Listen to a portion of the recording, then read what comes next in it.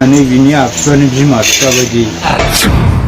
UPPL होनबाथाय ना खारनाय बायदि खारखायो रावबो मोजां मोना रावबो भट होआ हाग्रानि मानसिफोर रावबो भट होआखै मा खालामब्रा प्रमद गोबां रायजो राजाफ्रा नुखाबाय जानांगौ नङा होमबा गोबाङानो मिथिखाबाय आरो आङो सिगाङाव भिडिअ इन्ट्र होनायावनो नोंथांमोना निस्सय बुजि मोनखाबाय जोंहा मैया दाख्लै बावैसो बुंनानै लाजायो मोनसे खोथायाव बा साननानै लाजायो थांनाय नैबे इलेक्सनावसो नङा होमबा MP इलेक्सनावसो UPPL आव मोजां होननानै UPPL आव जबदान जाहैनाय जोंहा मुगानि थान्दै इउटुबारा नङा होमबा दिनैनि दिनाव गहपुराव न'आव खारलांबोनानै मा बाथ्रा बुंलायखो BTC आव थानाय समाव बा BTR आव थानाय समाव बिथाङा मानो जेबो बुंनो हादिया नाथाय गहपुराव मोनहैनाय लोगो लोगो बिथाङा गावनि बिसिनाथ जिल्लायाव सहैनाय लोगो लोगो क'क्राझारनि ABSUआ मोजां नङा जोंनि सनितपुर बिसनाथनि ABSUआ मोजां लोगोसे मा खालामनो नोङो प्रमद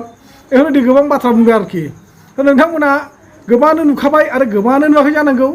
जायफोर बिथांमोना नुवाखै बिथांमोना दिनै आंनि चेनेल थ्रुयै नायलांनो हासिगोन जोंहा मुगानि थान्दै इउटुबारा बिथाङा गोबां माखासे UPPL हान्जानि गेसाव गोफोन बाथ्राफोरखौ अर्थात UPPL आव थानानै गाज्रि गाव मोनबोनाय आखल आखु गियानफोरखौ बुफ्रुनानै होजोब्बाय गावनि लाइफनि गेजेरजों दिनै नोंथांमोना निस्सय भिडिअखौ जोबजासिम नायबा निस्सय मिथिगोन आरो किसुमाना गोबाङानो मिथिखाबाय किसुमाना मिथियाखैबो जानांगौ स' जायफोर नोंथांमोना मिथिखाबाय नोंथांमोननि थाखाय रोजा रोजा साबायखर आरो जायफोर नोंथांमोना मिथियाखै बा नुवाखै नोंथांमोना नायनो हागोन मानो होनना बुङोब्ला सोनाबनि ABSU आरो सानजानि ABSU बेलेग बेलेग नामा आंहा बेखौ कनफिउस दङ बा साननाय दङ आरो बिथांनि बुंनाय रावाव आरो लोगोसे UPPL आव माने NDPनि मानसिफ्रा भटखौनो होखायाखै होननानै बिथाङा फोरमायदों लोगोसे गाव बिथाङा मानि खारनाव UPPL आव जबदान जाहैयामोन बिनि बाथ्राखौबो फोरमायदों माने BPF खौ बा हाग्रामाखौ गाज्रि मोननानै थाङाखैमोन बिथाङा UPPL हान्जायाव थारमाने सासे MLA बिथांनाव आखाइ बायनाय समाव माने 800 थाखा रां बिनायाव मोनैनि थाखाय दुखु मोननानै बा रागा जोंनानै बिथाङा UPPL आव थांदोंमोन आरो बेबो जबदान जानो होननानै थाङाखैमोन बिथाङा सासे UPPL नि सासे मानसिजों माने खामानिफोरनि सोमोन्दै खोथा बाथ्रा सावरायनानै थांनायाव दिनै बिथांखौ जबदान खालामबाय बा मैया दाखालै जोङो नुनो मोनदों नङा होमबा सासे बिथाङा बा सासे थिखादारा प्रमद बर'नाव माखासे पेन्डिं जानानै थानाय खामानिनि बा रां बिलनि सोमोन्दै सावरायनो थांनायाव बिथांखौ जबरदस्ति UPPL हान्जाया जबदान जाहोदों बा जयनिं जाहोदों होननानै बुंनाय थिग बेबायदि जाहैबाय आरोखि मुगानि थान्दैयाबो नङा होमबा दिनै जोबोर मिनिथावबो साननोबो गोनां जोंहा मुगानि थान्दै इउटुबार बिथांखौ साननैसो गोबां सासे आइजोजों मालाय बोरमा खासि फाननानै मोननाय राङाव उन्दुनानै थानायखौनो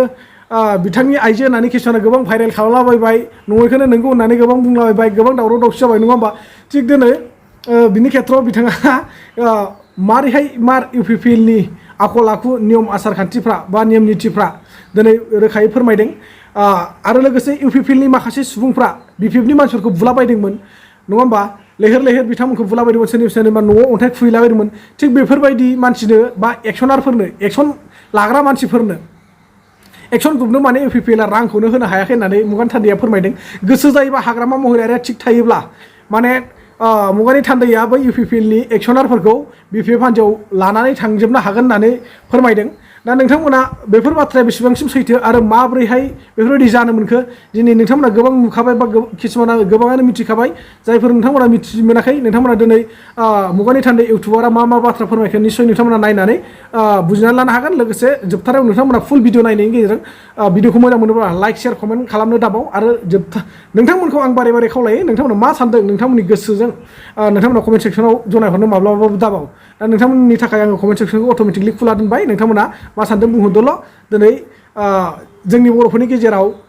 पलिटिकेलखौ सोर ओरैबा ओरै खालामदों नोंथांमोना निस्सय कमेन्ट सेक्सननि गेजेराव फोरमायहरदो आरो माबायदि सुबुंफ्रा पलिटिकेलखौ लर सर खालामगासिनो दङ एबा लरग' थरग' खालामगासिनो दङ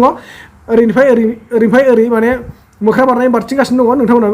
भिडिअखौ फुल डिटेल्स नायना लाजानाय उनाव कमेन्ट सेक्सनाव फोरमायहरबानो जाबाय UPPL आ गावसोर देरहायाखै बे गासिबो सिटिं गोजासो प्रमद बर'ना खुगाबो गेवामोन मेगनबो गेवामोन एक्सनारफोरनो दाबो आथोनाबो हरनो हायाखै मानसि बुग्राफोरनोनो केस होथोंलाय सोर बिसोरो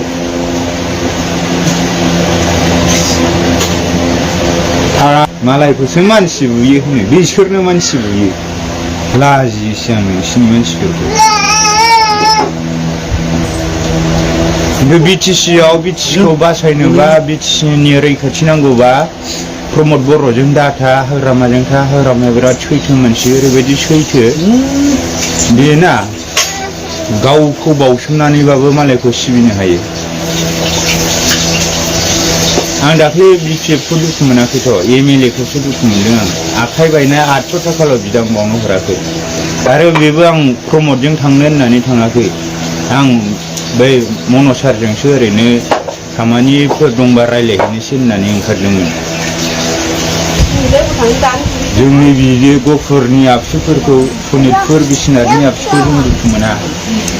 हजोंनि बायदि केरेक्टार नङा मावसे मावना मावाखै होनग्रा नङा जोंना नैबेनि आबसुआनो बिमा बिफा बायदि आबसुआ लाख थाखा हर कौटि थाखा हर होनबाबो न'खरनिफ्राय गैयिबाबो हरगोन नै बिथिं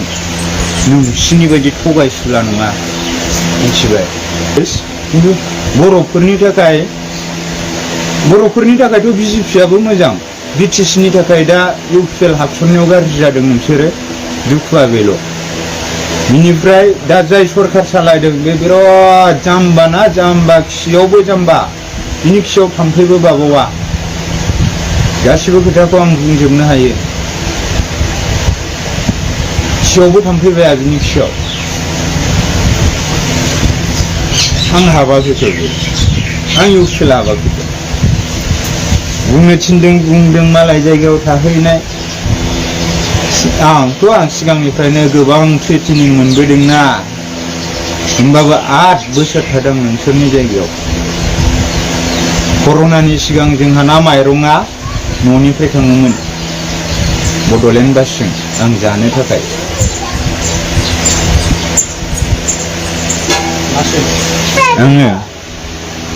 आं बिनन्जय मुगानि उन्दै ओरै गाखोबाय आंनि उनथिं नि मेरला जायगा दं सुकुरालि मोजांसो सुकुरालिबाबो बे खर'सो मबाइलाव खनबेसे गोलैयो नोंसोर सुकुरालि बायदिखौनो साननो रोंबावा नोंसिना मोनजाबानो मोनलोंबानो जायो होननायसो मायथाइयाव BTCआव सोर सोरखार दामारमोन कंग्रेसजों BPFजों लोगो जा बिलाद नार्जारि UPPL होनबाथाय ना खारनाय बायदि खारखायो रावबो मोजां मोना रावबो भट होआ हाग्रानि मानसिफोर रावबो भट होआखै जाय बनलाय लायनो मोनाखै जाय ना माबा माबि हमना फाननो मोनाखै बिसोरसो फोथांबोखादोंमोन ना NDP बेकग्राउन्डनि मानसिफ्राबो रावबो बिसोरनो भट होआखै हाबबाबो स्ट्रं रुमाव थांना मावजोबनायसो बे खामानिया दाख्लै देरहानाया ओरै सालाखाथि बावखुंग्रि बे बासुगाव साइडथिं मा समस्ति दंमोन बिथिंजायल' मावनो हादों आलदायाव देरहायाखै लाब गैया बिशालनो गिलास लाबो दङ आरो आं खोन्थादों आंखौ जेलावल'सो लांगोन बुगोनल'सो बैसोर मोनबा बुनोबो हायालै दमानो गैया आयै दाथ' आं एक्सनारफोरखौ आं लाबोजोबनो हायो जोंना मामा ठाकुराल' अके होनदों आं लांजोबगोन आथोनाबो मोनाखै दाख्लै BPF ना इलेक्सन जोब्बाय मालाय 15,000 हरबाय बिसिना मानसि बुलायलायग्राफोराबो आथोनाबो मोनाखै दिनैसिम मोनाखै 4 तारिखआव बेदर जाहैनोसै होनबाय दाउ गोसोमा गैया बैथ' थेबगाङाथ' खुगाबो गेवा मेगनबो गेवा माबा सोरबा हाइजें गायदों बे I10 ना I20 बायबायसो होनहैबाय जों आबसुनि 5,000सो बेखार गथ'फोर दं बिसोरखौबो नायनांगोन नोंसोरखौबो नायनांगोनसो होनबाय उनावहाय दाउ गोसोमा हाइजें गायदो ना फिदो माबा माबि जाबाय एक्सनारफोरा बिदि मावनो हायो नामा जाय जेरैबायदि फिल्डनि बेबायदि राहा होग्रा सरखार जानानै दा हो खिन्थु खोथाजोंल' बुंना बोरै जागोनलै BTCआव मा जौगानाय फैखो दिनैसिम 5 बोसोर जानोसै नै प्रमोदनि सरकारा मिथिबाय दाखालिनि UPPLनि मानसि बुग्राफोरखौ मानो दाबो हमनो हायाखै बुनायावनो पुलिसफोरानो बासायहैदोंसो बुग्राफोरखौनो हले फैसा होना बायजोबनाय बेखौ सरन्जया मेनेज खालामदों मिथिबाय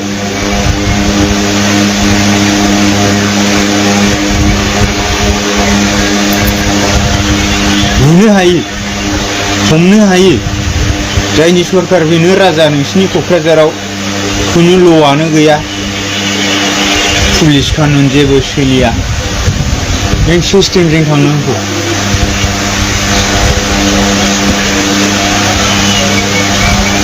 मा खालामब्रा प्रमद